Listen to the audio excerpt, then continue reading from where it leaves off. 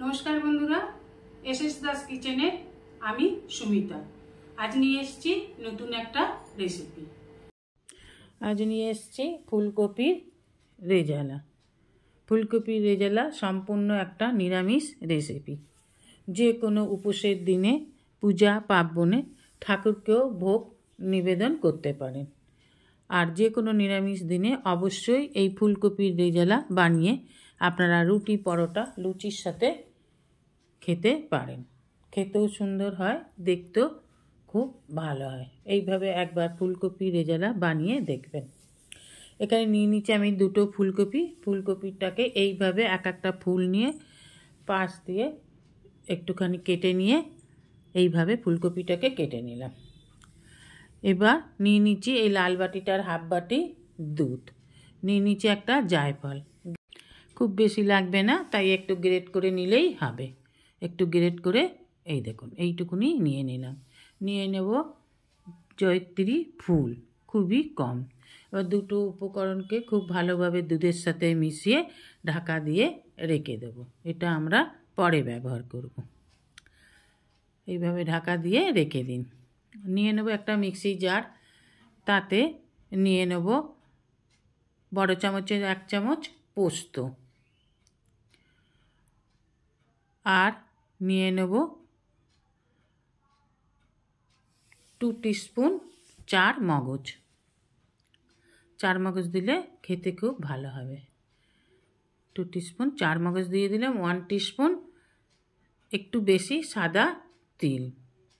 নিয়ে নেব 10-12টা কাজু বাদাম, আমি একটু টুকরো করে নিয়েছি। আর নিয়ে নেব একটা জায়ফলের টুকরো, এটা আমি ভেঙে নিয়েছি। দিয়ে দেব জয়িত্রী ফুল। এবার সমস্ত উপকরণগুলোকে একটু গুঁড়ো করে নেব। গুঁড়ো করলে খুব ভালো পেস্ট হয়, তাই প্রথমেই গুঁড়ো করে নেব। দেখুন গুঁড়ো করে নিয়ে এসেছি, আমি একটু আপনাদের দেখিয়ে দিলাম।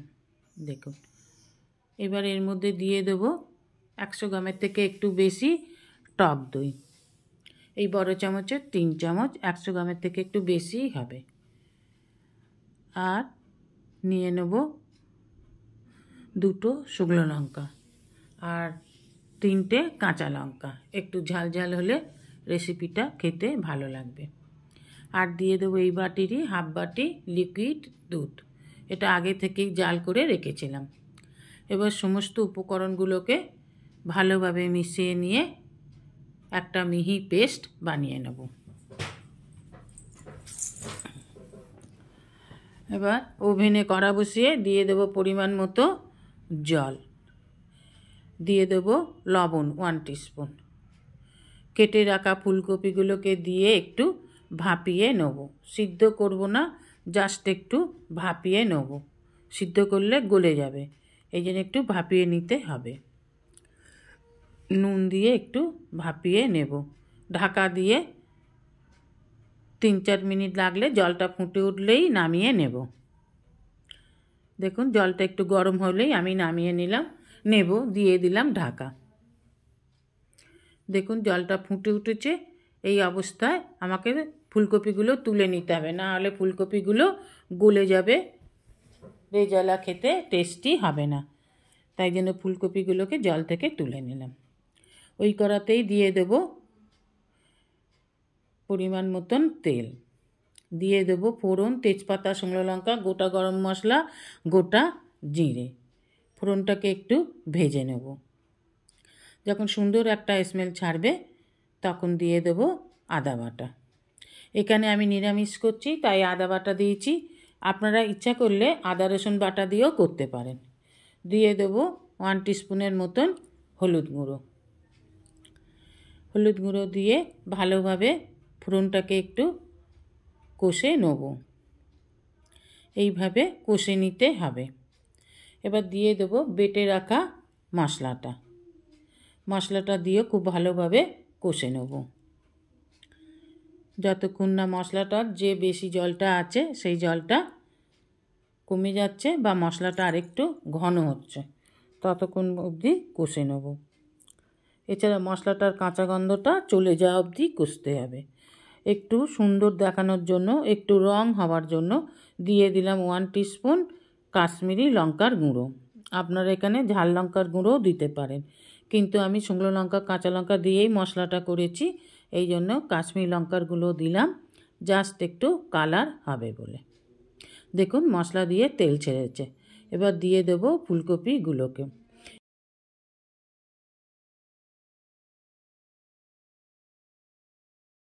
জায়ফল আর জয়িত্রী যেটা আমি দুধের সাথে ভিজিয়ে রেখেছিলাম, সেটা আমি এই মশলা ধোয়া জলের সাথে মিশিয়েই দিয়ে দিলাম। দিয়ে দেব 1 টিস্পুন লবণ। এখানে একটা কথা বলে রাখি বন্ধুরা, ফুলকপিটাকে আমি হালকা ভেজে নিয়েছি, কিন্তু সেটা ভিডিও করে আপনাদের দেখানো হয়নি, এর জন্য ক্ষমা চাইছি। ফুলকপিটাকে আপনারা করলে অবশ্যই একটু হালকাভাবে ভেজে নেবেন।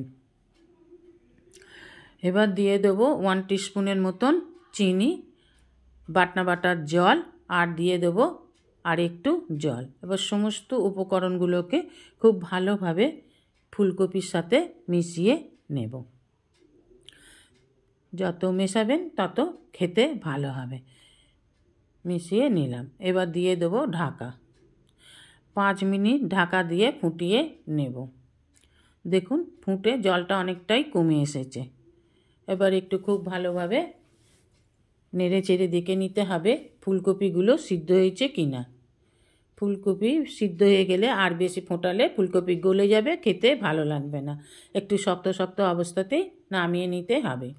দিয়ে দিলাম 1 টিস্পুন গোলাপ জল। যেহেতু ফুলকপি রেজালা, আপনারা ইচ্ছা করলে কেওড়া জলও দিতে পারেন, আমার নেই, আমি দিলাম না। আর দিয়ে দেবো বড় চামচের 1 চামচ ঘি। এবার সমস্ত উপকরণগুলোকে আবার খুব ভালোভাবে মিশিয়ে নিন। এইভাবে মিশিয়ে নিলাম।